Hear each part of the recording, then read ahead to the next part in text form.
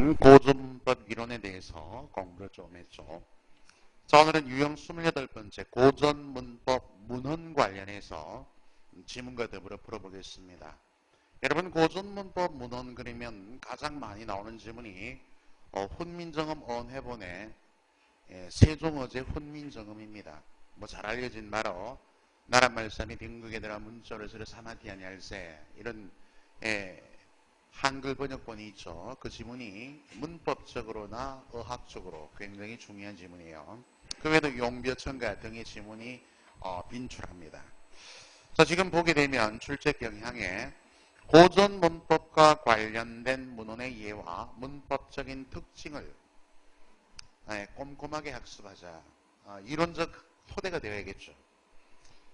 첫 줄에 훈민정음 언해본 하는 것은 금방 제가 얘기한 무엇입니까? 세종어제 훈민정음하고 그 외에 뭐 글자의 음가라든가 이런 표현들이 7급에 많이 나왔어요. 물론 9급에도 나오고 있습니다. 문헌 관련 얘기는 하면 둘째 줄에요. 계림유사. 이 계림유사는 고려를 알 수 있는 문헌이죠. 고려어. 그래서 계림유사는 1103년에 송나라 손목이라는 사람이 적었습니다.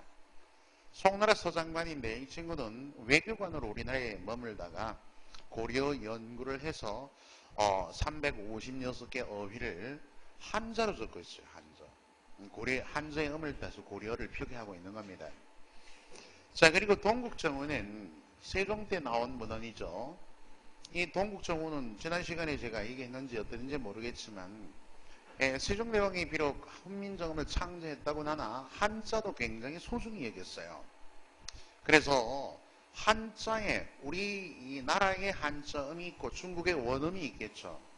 중국의 원음 예를 들면 형 하면은 형형자 적으면 중국어로는 뭐라 그럽니까? 발음이 따그 그러잖아요. 따그 그죠? 따그 그럼 우리는 형 이렇게 같은 글자를 두고 중국말과 우리말이 다른 거예요. 똑같을 리가 없죠. 똑같다면 중국어를 배울 이유가 없잖아요. 이렇게 다른 글자는 형자 적혀도 한자로 이렇게 다른 음이 있다면 우리의 현실 한자음을 말하자면 지금으로 얘기하면 형을 딱으로 이렇게 가깝게 표기하려는 노력이었습니다. 중국 원음에 가깝게 표기하려고 했다는 것은 한자음에 대한 즉 한자를 중시 여겼다라는 것을 우리가 방증받을 수 있죠. 어쨌든 가끔 가다가 동국정은 표기가 용례와 더불어 나오기도 하고요. 지금까지 가장 문헌에서 가장 많이 나온 문제는 훈몽자회입니다. 훈몽자회는 꼼꼼하게 알아두셔야 돼요. 그래서 훈몽자회는 어린이용 한자 학습서입니다. 1527년 그죠? 당대 역관이었죠. 중인. 그러니까 중국어 통역관이니까 아무래도 우리말과 중국어를 동시에 연구할 수 있는 계제가 있는 겁니다. 직업적으로. 그래서 최세진이라는 사람이 중종 1527년에 중종 25년이네요. 그때 만든 훈몽자회는 우리 지금 보면은 한글의 자음 모음의 순서라든지 그죠? 지음에 기역, 니은, 디귿 이런 순서 똑같지는 않습니다. 거의 유사하게 자모의 명칭과 순서를 최초로 규정한 문헌이다. 뭐 이런 기초에서 많이 나왔더랬죠. 자, 그와 같은 특징들이 있는 이런 문헌들은 간략한 이해와 함께 여러분들이 그와 같은 표기도 조금 알아두시면 좋을 겁니다. 자, 지금 예상 문제 이렇게 내려봤는데요.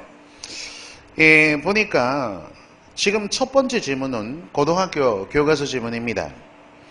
그러니까 우리 옛말의 이해 이런 부분에 우리말의 옛 모습 이런 제목으로 고대국어, 중세국어, 현대국어, 근대국어, 현대국어 이렇게 나타나 있거든요. 그 예문으로 나오는 거예요. 흔히 고대국어 그러면은 우리 고려 이전이 고대국어입니다. 지금 보면 한번 생각을 해보죠. 우리 국문학에서도 배우지만은 훈민정음이 15세기 초반에 창제되니까 그 전까지는 우리 말은 우리가 우리나라 말을 하지만 표기 문자가 없었지 않습니까? 그죠? 조선 전기까지. 그러면 고려시대 뭐 예를 들어서 관직에 있는 관리라든가 통일시대 최치원이 같은 이런 사람들은 지배층이죠. 지배층은 문자 생활을 했단 말입니다. 이때 문자 생활의 문자는 뭐가 됩니까? 한자예요. 따라서 BC 2, 3세기경에 유입된 한자를 빌려다가, 그러니까 우리 중국어와 우리 말은요, 계통이 좀 다릅니다.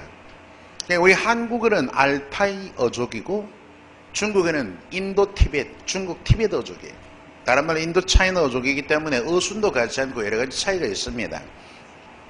따라서 우리말의 어순은 서술어가 뒤에 오지 않습니까? 근데 권선징악, 독서 같은 이런 많이 쓰는 한자 성어나 또는 단어들 보면 독서해도 읽을독 글서, 뭐 순수대로 보면 읽다 책을, 즉 술목 구조예요. 서술어 목적어. 중국어는 무조건 서술어가 앞에 오는 건 아니지만 서술어가 앞에 오는 게 많습니다. 그러나 우리말은 그렇지 않거든요. 그러니까 우리말은 지금처럼 어순이 유사하게 현대국어와 유사하게, 물론 그 당대 표현이 있겠지만 우리말은 하는데 표기를 한자로 하니까 한자는 중국말을 잘 표기하는 문자입니다. 그러니까 어순 같은 게 뒤죽박죽 되어서 안 맞단 말이죠. 빌려다 쓰긴 쓰는데 글자를 적으려 하니까. 그래서 이제 통일신라시대, 신라시대 이래가지고 설총이라는 사람이 이두를 왜 만들었겠어요? 이 대표적인 이두 같은 것은 어순을 우리말화한 거예요. 그러니까 한자를 빌려 쓰되 어순을 우리말로 표기해요. 그러니까 이렇게 어순을 우리말로 했다는 것은 글자는 한자를 빌려 쓰지만 우리식으로 바꾸었다. 그죠? 그래서 가끔 민족 문화의 전통과 개성에 보면은 향가 같은 것을 그런 우리 민족 문화의 한 일환으로 소속을 합니다. 그 왜냐? 외래 문화를, 그러니까 중국의 한자를 주체적으로 수용했다. 우리 방식으로. 그런 유형의 글자가 무엇이냐면 차자문자예요. 차자문자. 차자문자는 한자를 빌려서 우리 국어식으로 표기하던 것입니다. 그래서 그 계통에는 어떤 게 있냐면 종류에는 이두, 구결, 향찰 또는 서기체 이런 것들이 있습니다. 그 중에 우리 9급이고 7급이고 간에 가장 많이 나온 문자 유형은 뭐다? 향찰 표기예요. 무슨 얘기인지 이해가 됐죠? 어느 정도 흐름을 좀 이렇게 알고 계셔야 합니다. 자, 그래서 지금 다음 글을 하는 지문이 나와 있어요. 가번은 고유명사의 표기, 한자를 차용해서 어떻게 표기했을까? 거기는 이제 지금 뭐가 나옵니까? 지명이 하나 나오죠. 해설도 있습니다. 삼국사기에서 나왔고, 다음에 나번에 고유명사의 표기, 고유와 한자의 경쟁. 그 가번은 지명이 아니고 사람 이름이고, 그죠? 인명이고, 나번은 지명입니다. 고민대 해설이 있죠. 좀 이따 공부하죠. 다번에 이러한 차자문자의 가장 종합적인 표기. 이두와 유사한데, 이두는 부분적 표기입니다. 향찰이 종합적으로 전문을 다 표기했어요. 향찰이 그죠? 이두와 다른 점은 한자의 음과 혼을 빌려 쓴 것은 이두, 구결, 향찰이 동일합니다. 그런데 이두는 부분적으로만 표기했고, 다음에 구결은 우리말 토를 한자의 음과 혼을 빌려 단 것이고, 그 다음에 향찰은 전문을 다 빌려 썼는데 어떠냐 하면은 이 음과 혼을 빌되 음은 그죠? 음은 주로 형식 형태소, 조서미 접사. 후는 어간 등의 실질 형태소를 빌렸습니다. 차자 방법에는. 그래서 향찰은 종합적 표기, 모든 글자를 다 표기했고, 그 다음 두 번째는 뭐다? 향가에만 국한되었어요. 그러니까 이두와 다른 점이 딱 두 개입니다. 전면적인 표기, 그러니까 모든 글자마다 다 표기했다는 점. 두 번째, 향찰에만 쓰였다는 점. 그래서 지금 그 향가 작품이 서동요 나와 있잖아요. 그 맨 처음에 이렇게 왼쪽에 원문처럼 한자로 적혀 있는 거 있죠. 한자로 적혀 있는데 이걸 연구를 못했어요. 이걸 향찰해독이라 그러는데 이게 이 향찰이다라는 건 알았지만 이게 한자나 한문의 표기가 아닙니다. 한자로 적긴 적었어야 돼요. 아까 얘기했잖아요. 우리말에 맞게끔 어순을 바꾸고 해서 종합적인 표기 형태 향찰입니다. 한자의 음군을 빌렸지만. 그래서 여러분 시험 문제는 어떻게 어떤 글자를 혼을 따고 어떤 글자를 음을 땄는지 이런 미세한 부분까지 지금까지 시험에 많이 나온 거예요. 그래서 그나마 서동요라든지 처용가 정도는 어떤 건 음을 땄는지 혼을 땄는지 한번 연습을 해 두셔야 됩니다. 그 두 편 정도로 가장 많이 나오고 여기 서동요가 제시되어 있죠. 그죠? 조금 이따가 한번 같이 공부를 꼼꼼하게 한번 해보시면 뭐 다른 건 모르셔도 어렵다고 얘기지만 말고 이 서동요만이라도 한번 해보고 또 제가 수업을 하면서 얘기하는 표현들이 있을 거예요. 그냥 어떻게 음을 닦고 혼을 닦고 그래서 처음 보는 작품이라도 그냥 아주 그 뭐 예를 들어 제망매가 무슨 뭐 이런 한자도 꽤 어렵습니다. 그런 것들을 들이내고 나올 리는 조금 어려울 거예요. 그렇게 나오지 않는 날이니. 그렇지만 서동요 나오고 뭐 헌화계 같은 거 나올 수도 있겠죠. 근데 그거 공부하든 안 하든 간에 서동요를 여기서 기착점으로 해서 여러분들이 음과 혼을 따르는 방식을 조금만 이해하면은 처음 보는 작품도 한 60 내지 70%는 맞춰갈 수 있어요. 논이 좀 부족하긴 한데 여러분 인명, 지명 표기 얘가 가나에 나온 거예요. 가는 인명, 나는 지명. 이렇게 부분적으로 표기하다가 이제 다음번에는 종합적 표기 형태 향찰 표기가 예문으로 나와 있는 겁니다. 요거 잘 한번 연습을 잘 해놓으면은 나오면은 여러분 요 교과서 지문이거든요. 또 나오면 거의 변별력에 대한 말씀을 미리 드렸습니다. 자, 거기 소나 있잖아. 한번 여기 있는 것만이라도 좀 이해를 하면서 방법적 해석을 해두시면 돼요. 자, 이렇게 소. 여러분 소자가 힐소자, 희다 이런 뜻입니다. 자, 나자. 나자는 어찌 나자입니다. 어찌 나자. 자, 이렇게 놓고 희다 있잖아요. 희다, 하얗다. 힐소. 어찌 나. 이 사람 이름이 뭐냐 하면은 소나라는 사람이에요. 소나. 그러니까 뭐를 땄다? 요게 이쪽이 훈이잖아요. 한자는 글자마다 훈이 있고 음이 있는 거 알죠? 그 정도는 아실 거잖아요. 그치? 훈이라는 것은 뜻이야, 뜻. 응? 그래서 여기가 훈이글랑. 그러면 힐, 어찌 이런 이름으로 읽은 게 원래 이름이 뭐냐 하니까 소나라는 사람이었어. 요렇게 한자를 빌려 적었다면 무엇을, 얘는 훈이고, 그제? 얘는 뭐지? 얘는 음이거든. 응? 그러니까 소나라 이렇게 적으면 소나라는 사람을 실제 우리말로 소나 이런 사람인데 이렇게 딱 표기하면 뭘 따라 적었어요? 음을 빌려 적었다 이런 얘기죠. 응? 소나는. 응? 근데 혹은 말하기를 이르기를 그 뒤에 보니까 뭐예요? 금천 이렇게 적었어요. 이걸 소나라는 사람을 뭐라고 적었냐니까 또 금천. 지금으로 이제 현대로 읽으면 쇠금이잖아. 봐봐. 얘가 이제 쇠금이거든요. 쇠금. 다음에 이건 뭐야? 내천이지, 내천. 그럼 이렇게 적어두고 말이지. 이렇게 적어도 뭐를 읽겠어? 오늘날처럼 음으로 금천 이게 아니고. 잘 보세요. 이렇게 적어놓고 이 사람 이름이 소나거든. 쇠네. 또금이 소나나 똑같아요. 고대국어로. 이렇게 읽었단 말이야. 요렇게 적어놓고 소나 읽고 요렇게 적어놓고 소나 읽었단 말이야. 그럼 이런 경우에는 무엇을 따서 읽었단 말이에요? 금천 이렇게 읽는 게 아니고 오늘 현대국어에 우리들이 그렇게 읽지만은 요렇게 읽었을 때는 뭐다? 훈을 따서 읽었다. 이해되시죠? 이렇게 방법이 두 가지인데 소나라는 사람 이름이 소나예요. 방법이 표기할 때 한자가 있으니까 한자를 빌려 쓸 때 인명에서 요렇게 힐소와 어찌네를 적었을 때는 음을 따서 적었고 음으로 그 다음에 이렇게 금천 적어놓고 뭡니까? 읽기를 소나로 읽었으니까 요때는 훈을 따서 읽었다. 두 가지 방법이 있는 거예요. 음과 훈을 빌려 적었죠. 표기 방법은 두 가지입니다. 자, 해석은 되겠죠. 일단 가는 끝났습니다. 그렇게 정리가 되면 나번 보시죠. 고유명사의 표기. 그래서 보니까 영동군 이 본자는 본래 근본적으로 영동군, 길동군, 경덕왕, 계명, 금인지 이렇죠. 해석이 밑에 있습니다. 영동군 오늘 충북 영동이 있어요. 대전 못 가서 영동군은 본래 길동군이단 말이에요. 그럼 봅시다. 여기 길할 길하다. 길몽할 때 그죠? 길할 길. 자, 동자는 뭐 크게 신경 안 써도 돼요. 같을 동이들. 그럼 지금은 길동 이렇게 읽겠지만 이렇게 적어놓고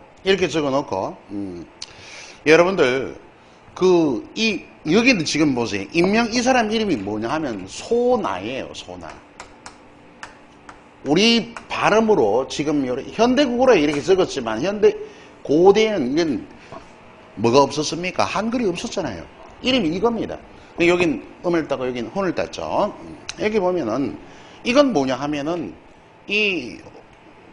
지금은 여기 보니까 길동군, 그게 본래 길동군이니까 본래 이걸 뭐로 읽으냐 이렇게 읽었어요. 길동군이다. 이렇게 적어놓고 길동. 그러니까 본래는 뭐다? 이게 동네 이름이 길동이 길동.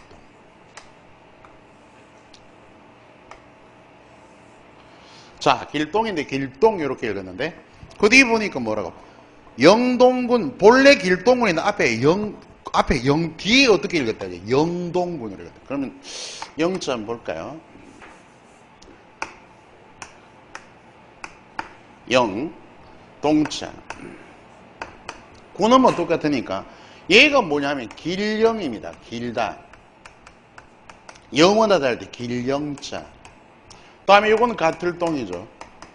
이렇게 적어놓고 조금 전에 보았더니 지금이야 우리가 영동군으로 읽지만 현대국어야.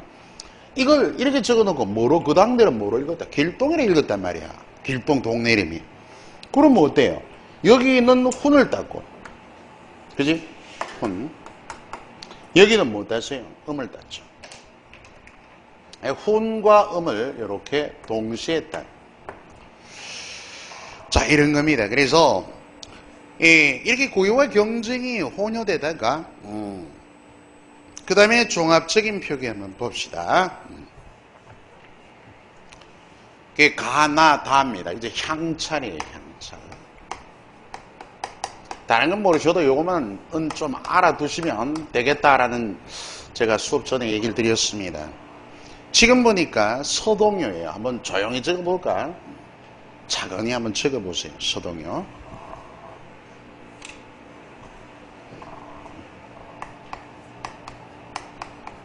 차근히. 여기가 마을서입니다. 마서, 마을서. 동, 아이동. 제가 음을 좀 달아줄게요. 좀 이따가. 어문을. 어차피 어문을 달아야 얘기가 되거든요. 노래요. 서동요. 우리가 서동요는 최초의 향가이며 동요입니다. 참여라고도 하죠. 사구체는 네 줄로 되어 있어요. 네 줄. 그죠? 민요형이죠. 어떻게 좋겠냐면은 지금 보니까 선화 공주준 이렇게 있죠. 선, 착할 선, 될화, 함께공, 공주주은, 주인주, 다음에 스물 은자, 선화공주준. 그리고 두 번째가 타밀지 가랑치고, 타, 남타. 좀 더 써드릴게. 타, 밀지. 은밀할 밀. 타, 밀지. 가, 결혼할 가. 결혼할 가. 계집녀, 집가 있죠?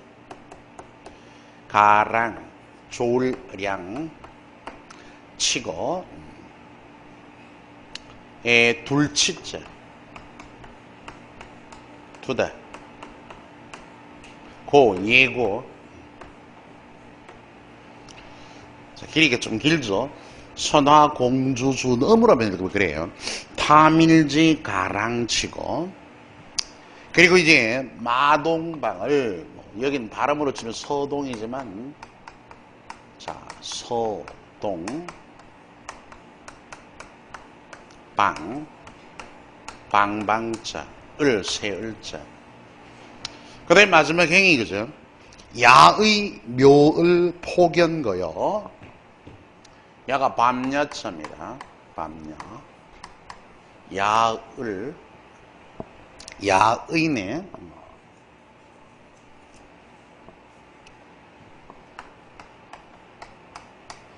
묘을, 토끼묘. 하늘포, 포. 견, 보낼 견.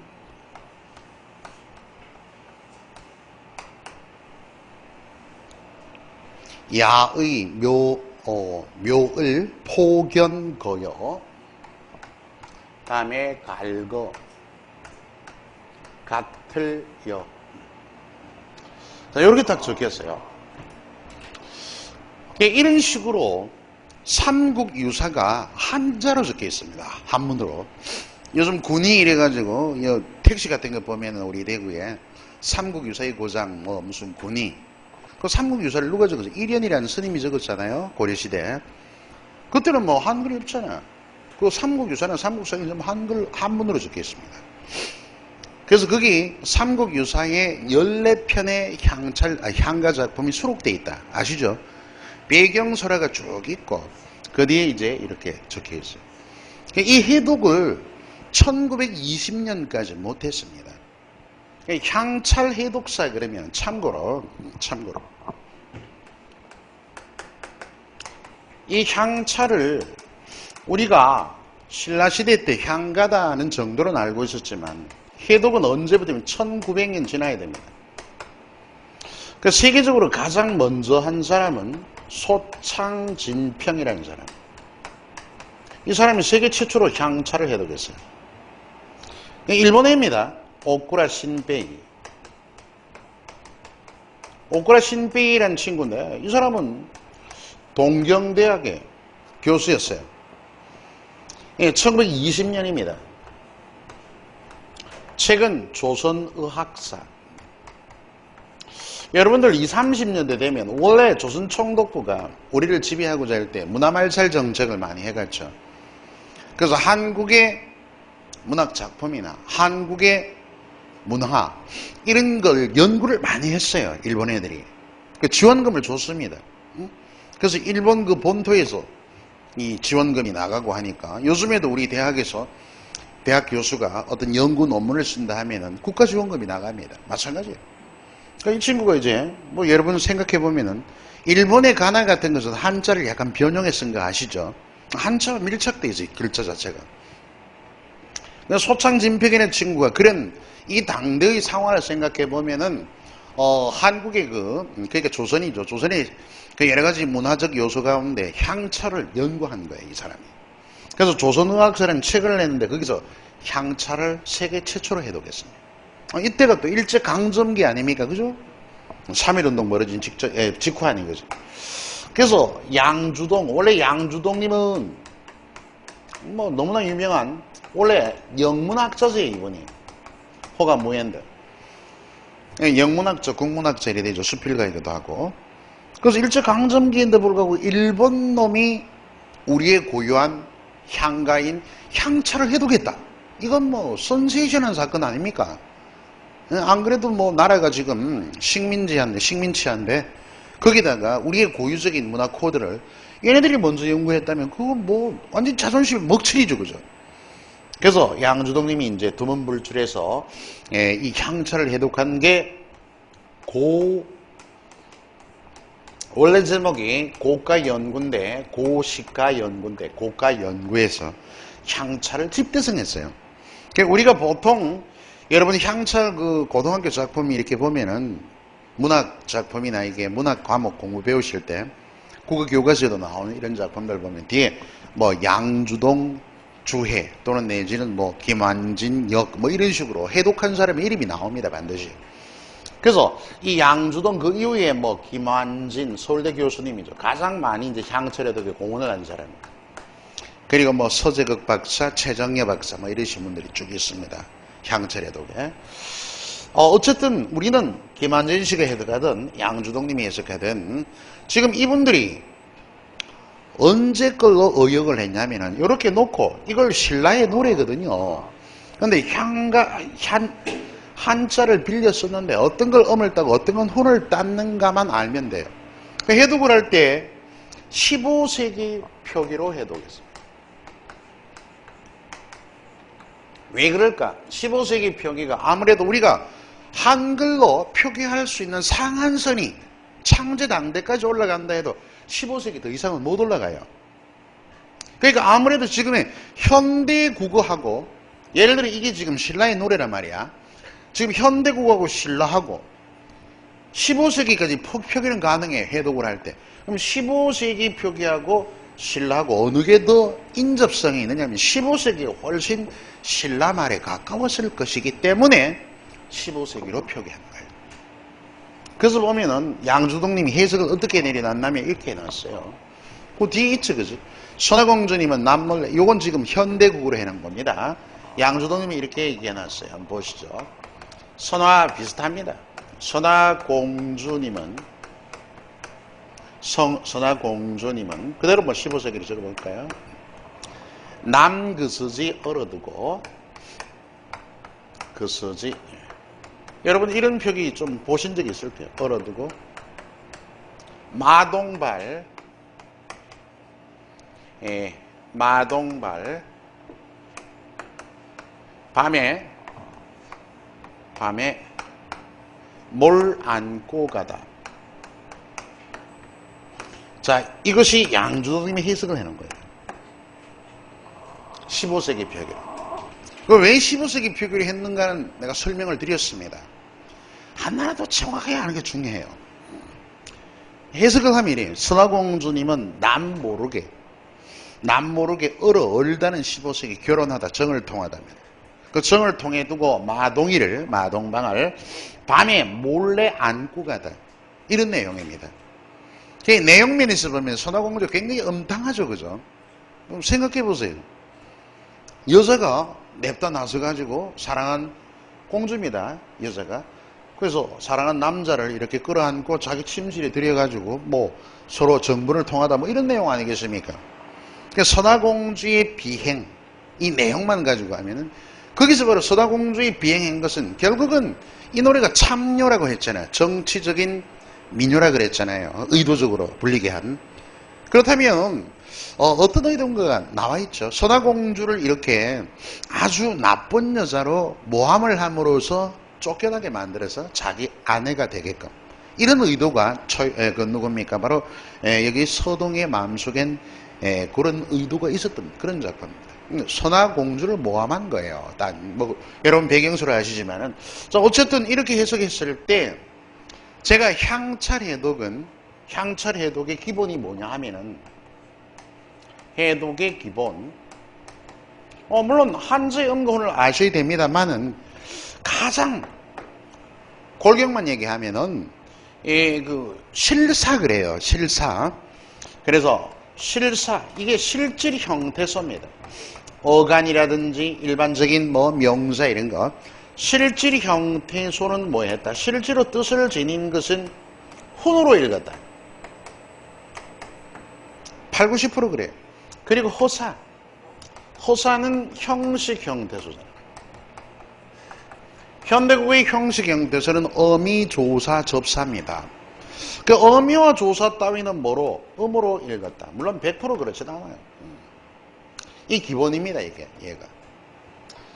그리고 주의할 게 하나 있어요. 주의를 요하는 게 인명과 지명은 좀 주의하세요. 인명, 지명은 사실은 선화공주라든가 이 서동 이런 사람 이름이죠.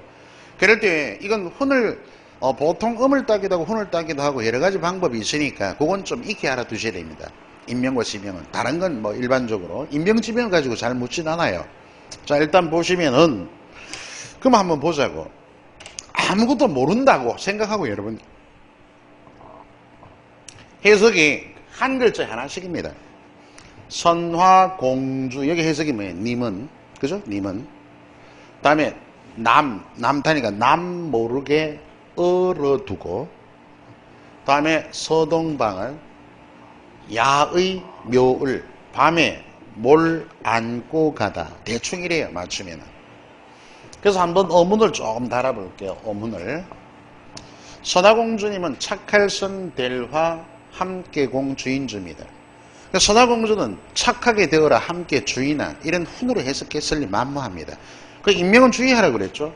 선화공주는 모두 다 음을 따서 읽었어요. 노란색은 음으로 얘기합시다. 선화공주. 자, 여기 보면은 일단 얘가 뭐냐, 지금 님주잖아요. 님주, 주인주. 다음에 수물은입니다. 그죠? 선화공주님은 할 때 얘는 은을 그대로 땄고 양조동님 해석 따라가는 겁니다. 님은 뭐예요? 훈을 땄겠다. 그죠? 선화공주님은 이렇게 읽었단 말이야. 어디 바로 그 당대에 서동열을 불렀던 사람들이 이렇게 노래했단 말이야. 타밀지응, 남타잖아. 남타. 밀, 은밀하다. 은밀하다. 극하다. 비밀 이런 거죠. 극할밀. 다만지. 다음에 얼가. 이 얼다는 것은 15세기 얼가는 정을 통하다 이런 결혼하다. 그리고 조울량. 둘치. 예고.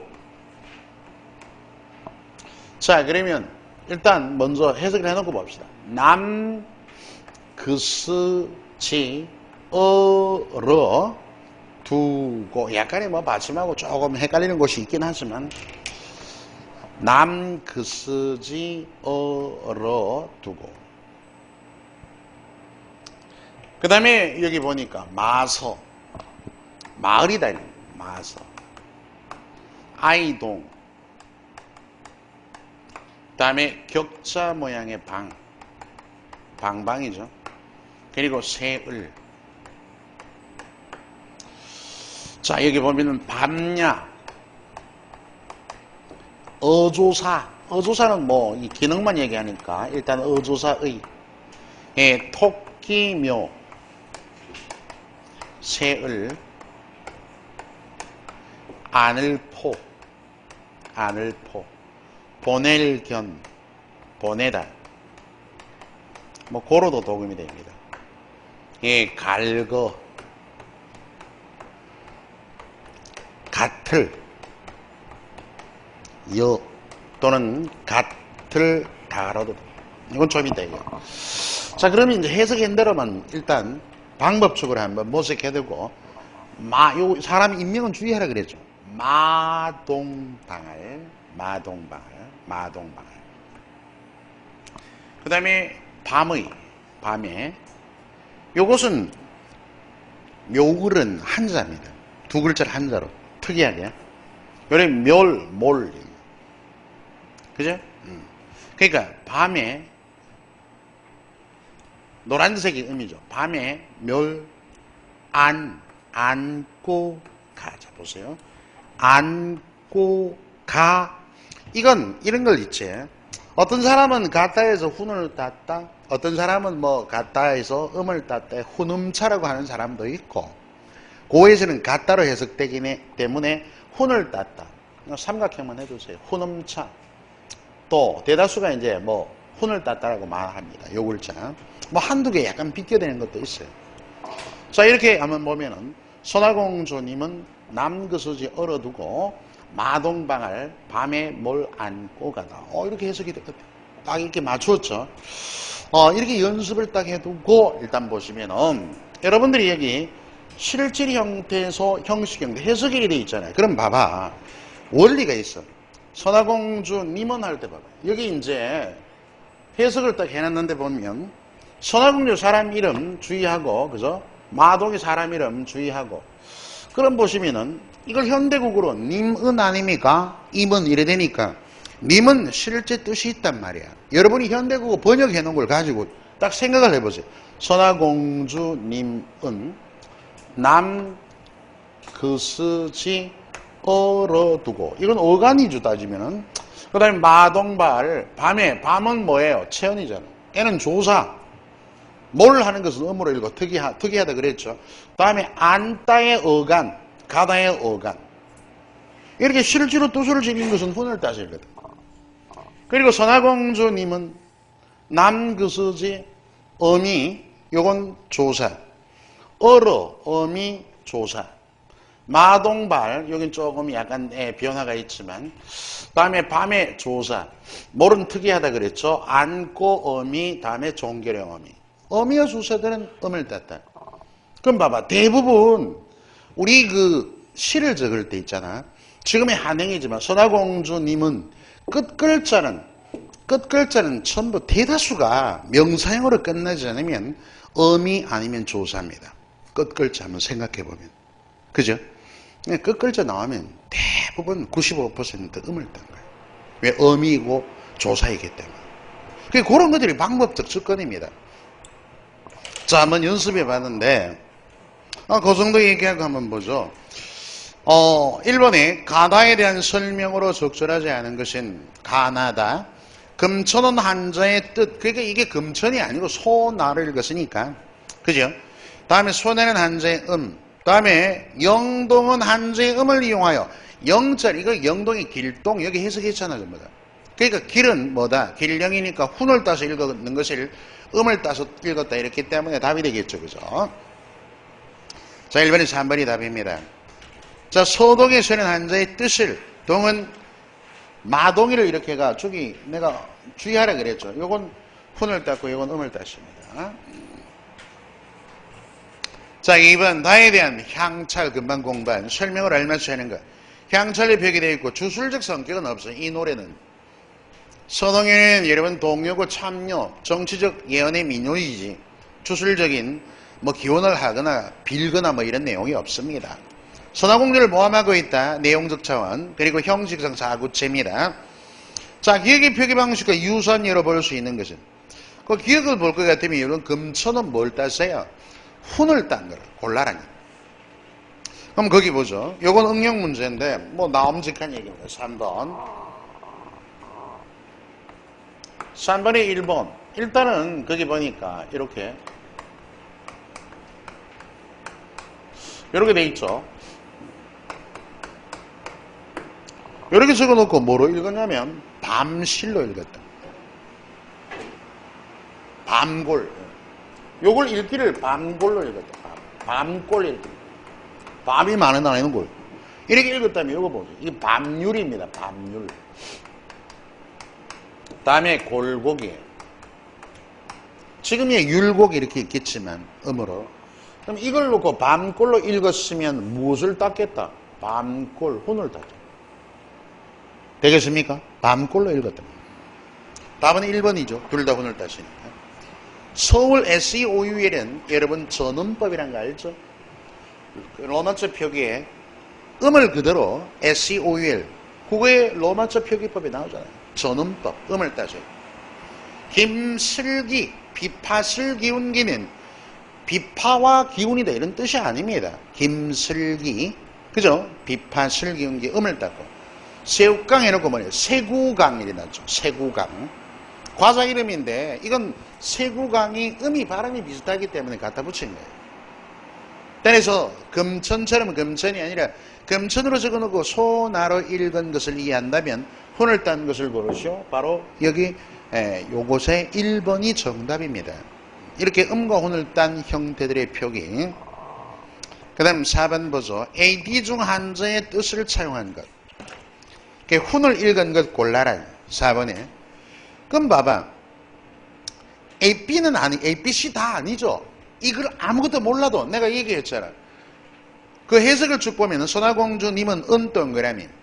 한글 해석에 해독에 남몰래 결혼하고 고 동그라미. 맞동서방을 동그라미. 이렇게 한 행의 마지막 향찰 표기 그리고 해석을 보면은 선화공주님은 할 때 님 은은 뭐요? 은 보조사. 굳이 얘기하면 결혼하고의 고는 연결형 어미. 맞동서방을 할 때 을은 목적격 조사. 그러니까 우리의 함행의 대부분의 글자 마지막 글자는 어미 아니면 조사이므로 95% 이상이 무엇이다? 음을 따서요. 그 원리만 알아도 답은 1초면 딱 나옵니다. 됐습니까? D가 답이잖아요. 공부는 다 했고 이런 것들이 원리 공연히 이 작품이 내가 공부 안 해봤다 향찰 표기 하나도 몰라 이러지 말시고 여러분들이 금방 제가 말씀드린 대로 일종의 원리들을 발견하는 게 중요하단 말이야. 그러면 나오면은 맞힐 수 있습니다. 자, 따라서 4번의 답은 D입니다. 5번 다의 표기 수단에 대한 설명. 다는 지금 향찰 전면 표기입니다. 우리말을 한자를 표기해야 돼. 한문의 어순을 따르지 않았죠. 향찰, 이두구결, 다음에 이와 같은 차자문자 전부는 기본이 뭡니까? 국어의 어순을 따랐습니다. 자, 연결됐습니까? 6번, 11번. 6번, 11번 지문도 교과서 지문입니다. 간략하게 보도록 하겠습니다. 신증, 요게 삼강행실도예요. 새롭게 증부한 삼강행실도 이런 얘기입니다. 이 삼강행실도는 조선조에 한번 나오고 전기에, 조선 후기에 또 한번 나와요. 이게 조선 후기입니다. 삼강행실도 할 때 보통 삼강은 여러분 군위 신강, 부위 부강, 부위 자강 이 세 가지입니다. 강령이라는 뜻인데 군위 신강은 신하가 임금에게 지켜야 할 강령은 뭐더라? 본분이 뭐 같아? 신하가 임금에게 지켜야 할 본분은 충이잖아. 충. 군위 신강의 충. 부위 자강. 자식이 아비에게 지켜야 할 도리는 뭐예요? 효. 삼강의 덕목의 군위 신강, 부위 자강의 가장 근본입니다. 그 다음에 세 번째 부위 부강은 아내가 남편에게 지켜야 할 도리 덕목은 뭐겠다? 열, 정열, 정주 아닙니까? 충효열이 삼강의 기본 덕목입니다. 그래서 한번 생각해보면 이 신증 삼강행실도는 이 그림과 함께 나올 세 가지 삼강 오령 그러잖아. 그러니까 신하가 임금에게 지켜야 할 도리, 그리고 여러분 그 자식이 아비에게 지켜야 할 도리, 다음에 또 아내가 남편에게 지켜야 할 도리, 그 핵심적인 골격들이 충효열인데 삼강행실도의 근본입니다. 그 그림과 함께 이렇게 조선전에 한번 나왔다가 이게 광해군 때 나와요. 광해군.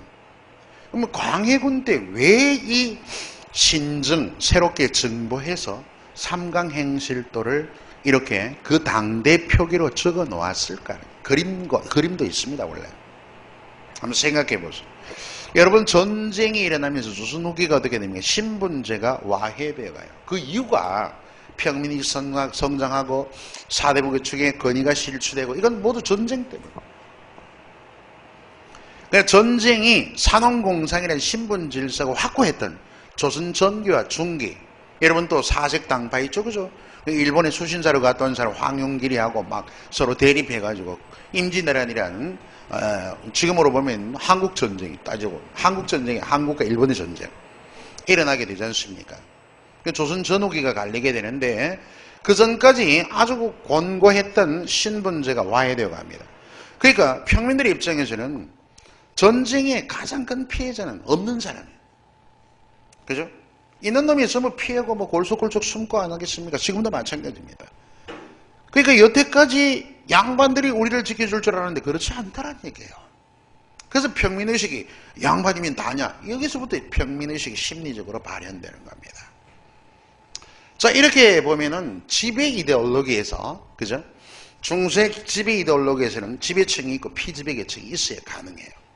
근데 피지배 계층이 자기들이 각성을 하더란 말이지. 민중들이, 백성들이 각성을 잡고 자기 각성하고 막 평등을 주장하고 하니까 지배 이데올로기 논리는 어때야 됩니까? 얘들을 무마해야 될 거 아니에요. 무마하고 뭔가 얘들의 정신교육을 시켜야 됩니다. 이런 중세의 본건, 중세시대의 지배 이데올로기의 가장 핵심은 동양권, 즉 한국, 일본, 중국의 가장 중심적인 게 유교입니다. 유교, 그 사상적 기저가. 유교의 덕목의 가장 초점이 삼강오륜에 있지 않습니까? 그래서 지금 국민적인 도덕, 그죠? 백성들의 추락한 도덕성을 회복하기 위해서 지배 노력이 강화해요. 그런 측면에서 충성스러웠던 신하, 몸바친 충성스러웠던 신하, 다음에 아주 효가 강했던 효자, 그리고 남편을 위해서 죽었던 연료의 실예를 이렇게 적어놓고 있는 겁니다. 그게 바로 신증 동국 삼강행실도예요. 광해군 때 왜? 이렇게 도덕성이 추락하니까 안 되겠다 해서 지배 이데올로기 강화합니다. 따지면. 자, 경명 충렬은 누굴까? 고경명이에요. 의병장. 충이죠. 그리고 이보할지, 이보는 그거 나옵니다. 평민 사람인데 손가락을 잘랐다. 채금이란 양녀, 일반 백성, 채금은 뭐 적을 돌을 쳐 죽였다 이런 예화들이 소개되어 있어요. 바로 임난 직후의 표기입니다. 참이 고경명은 광지 사람이니 임진왜란의 의병을 수창하여 일으켜 그죠? 검산도적을 타다가 패하여 아들 인후 마카 사람 유팽로 안영으로 한 가지로 함께 죽었다. 장자죠. 큰아들 종희란 친구가 원수를 갚으려 부모의 아버지 원수를 갚으려 역시 의병이죠. 군을 일와다 진주에서 이 친구도 죽었어요. 처음에 경명의 죽음 시신이죠. 시신을 거두어 금산 맷자리에 가만히 묻었더니 40날밖에 처음으로 이제 염습을 합니다. 시신을 간단히 수습에 묻어놓고 다시 염습을 하는 거예요. 낯빛이 산 사람 같더라. 영장엄에 자 니는 미러클이죠. 이적입니다. 긴 무지개 무덤 옆에서 일어나 마치 수상하니 사람이 이르되 통분에 감동한 배로 그 충성심에 하늘이 감동했다. 아들아 소경대왕이 이때 소경대왕은 누구냐면 선조예요. 선조 임난당대에 소경대왕이 명하여 정려하시고 뭐 이 나라를 위해 몸바쳤으니까 충 이래가지고 충렬사 뭐 이런 거 지어줬겠죠. 그리고 광주다가 제사를 지낼 집을 세우시고 집 이름을 포충 지금으로 국외 아직 안 됐죠. 포충이라 하시고 간원을 보내 제사하시고 벼슬을 높여서 자찬성으로 임명했다 이런 얘기입니다. 다음에 나번 이부할지 니부라는 사람은 용안현에 살던 사람이었어요. 그 아비 태방이라는 사람이 사어나온 병 아주 뭐 불치병입니다. 불치병을 얻어 거기 죽게 되니 고하여도 뭐 약을 구했겠죠. 고하여도 효염이 없어 어느 날 밤에 울더니 꿈에 중은 이제 아비 병을 고치게 되는 그죠? 말하자면 처방전을 알려주는 친구입니다. 이 꿈에서 중이 매개자입니다. 고하얀 이로되 자 중이 한 말입니다. 산 사람의 뼈를 먹으면 가히 도헬이라. 요것이 중이 한 말이에요. 꿈속에서 살아있는 사람이 뼈다귀를 먹으면 좋아질 거다. 살아있는 사람들은 당신 우리 아비 병 고치게 뼈다구 좀 주소. 줄 사람 누가 있어요? 그래서 이제 자기 손가락을 자른 겁니다. 보세요. 뼈를 먹으면 가히 도헬이라니 즉시 놀라. 깨달아. 뭐 다른 사람 줄 게 없으니 자기가 손가락 스스로 잘랐대요. 아들로서. 손가락을 보혀 잘라서 약을 맹갈아서 받자오니 아비 태병의 그 태방이라는 사람의 병이 적시 나왔다 이런 얘기예요. 효에 대한 얘기죠. 채금이 돌을 가지고 적을 맞박을 깎겠죠. 한번 보시면은 양력 평민 채금이는 옥계현의 사람이다. 사로 저희는 곽진이라는 사람인데 곽진의 계집 이때 계집은 아내라는 뜻입니다. 아내라 정유재란 아시죠? 그 저아비를 따라서 두 아들을 거느리고 이 피란을 갔어요. 도적은 이 피란을 가다가 도적은 일본 왜군이겠죠. 왜군을 산 가운데 피했는데 도적이 불시에 이르니 갑자기 불시에 이르러서 그 제압이 곽진이라는 사람을 먼저 죽였어요. 또 아들마저 죽였겠죠. 그러니까 함께 피란 가다가 일본 놈이 나타나서 외병이 바로 자기 남편 죽이고 아들 죽이니까 눈에 쌍불이 안 돋겠습니까? 자 보세요. 그래서 죽여낼 채금이 옆에 있는 짱돌을 가지고 그죠? 말하자면 돌을 가지고 결에 내더라 뭐 단숨이 내더라 옆에 있는 외병 한 놈을 맞박을 호들게 까서 죽여버렸다. 그 얘기예요. 그래서 한 도적을 죽이니 옆에 뭐 한 사람이 아니겠죠. 외병이 여러 명이 있으니까. 그래서 그 외병이 아니 인연이 그러면서 와서 그 채금이를 죽였다. 금상도의 상도 동그라미 금상도 지금 상도라는 사람은 이때 누구겠어요? 광해군이에요. 광해군. 그래서 수능 문제는 위에 저기 나오는 뭡니까? 그 소경대왕과 이게 상도해서 두 사람이 각각 누구를 언급한다. 그래서 광해군이 정문을 내리셨다. 뭐 열려 뭐 이런 식으로 홍살문을 내렸다든가. 자 6번 다음 밑줄 칠 말 중 기억과 의미가 같은 것. 함께 얘기했죠. 3번이 답이고요. 자 한 가지로 함께 7번 니은을 가리키는 말 이적, 기한 행적이다. 미러클을 얘기했고요. 유적, 흔적, 환상과는 다릅니다. 8번 나글과 유산의 이루어진 시조. 나는 효도 아닙니까? 효. 그 효의 덕목을 말한 시조를 골라라는 얘기죠. 3번에 어버이 살아실 제. 자, 훈민. 이건 훈민과 사수입니다. 원래 전 16수입니다. 많은 그 중에 네 번째 시죠. 누구죠? 정철. 어버이 사라질 제 섬기기란 다하여라. 지나간 일이면 애달떠이하리. 평생에 고튀어 못달리 이쁜 효도. 부모님이 돌아가셔서 효도하지 못함에 대한 단식을 뭐라 그럽니까? 풍수지탁 그러죠. 나머지 참고하고요. 9번. 디귿의 역할로 가장 적절한 것은 무엇일까요? 금방 얘기 드렸습니다. 중은 어떤 사람인가요? 바로 아비병을 고치게 해주는 처방전을 가르쳐준 사람이죠. 따라서 4번의 사건 해결이 실마리를 제공했습니다. 10번. 다글을 읽은 당시 사람들의 반응. 자, 최근의 행적이 쭉 나와요. 그죠? 금방 제가 해석을 했죠. 목숨을 보존하는 것이 가장 중요한데 너무 경솔했다. 야, 이렇게 평가하면 이걸 저걸 이유가 없겠죠. 그럼 자기는 도망갔어야 옳았다 이런 말입니까? 남편과 자식을 죽인 외적에게 목숨을 걸고 원수를 갚다니 감동적이. 이렇게 바로 가장 정상적인 이해고 답이고, 자식과 함께 도망가지 말고 각자 흩어져 살았다면 목숨은 구했을 텐데. 그래서 요즘 사람도 이래도 생각할 수 있겠죠. 그죠? 우리 한 명이라도 살아남자, 흩어지자 뭐 이랬을지도 모릅니다. 신분이 늦은 세라면 도망가지 않아도 살 수 있었는데 무슨 황당한 소리입니까? 그 원래 전쟁이 일어나면 신분의 고하가 어디 있겠어요? 돈 있고. 요즘에도 우리 전쟁이 났다 하면은 그래서 해외에 뭐 별장 있고 한 사람들 많지 않습니까? 우리가 뭐 해외 아니라 대한민국 땅에도 집 한 채 번듯하게 있습니까? 그렇잖아요. 여러분들 전부 대부분 군복 입고 총알바지로 막 쭉 뛰어나가고 여성분들도 피해를 보고 알겠죠. 그런 얘기입니다. 한번 참고하고. 릴리유는 옳은 것. 자, 릴리 정문하셨다. 왜? 열려있기 때문에 그렇죠. 자, 이렇게 우리 교과서 지문 한번 두 개 한번 살폈습니다. 특히 향찰표기 줄여가면서. 자, 조금 쉬었다가 이제 아주 중요한 파트입니다. 어문 규정입니다. 자, 여유 두었다 가기로 합시다.